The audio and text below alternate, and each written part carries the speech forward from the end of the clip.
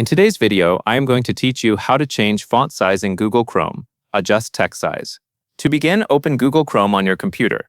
Make sure you are on the main browser window so you can access the menu and settings easily.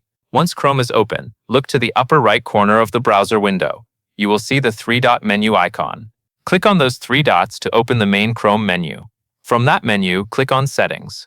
After the Settings page opens, look through the options on the left side and select Appearance. In the Appearance section, you will find controls related to how Chrome looks while you browse. Next, find the font size option and click on it. This will open the available size choices. You can then select the text size that works best for you.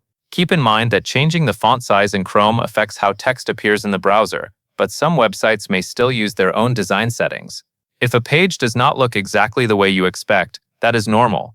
You can still return to this menu at any time and try a different font size until it feels right for your screen and your reading preference. That covers everything you need to know.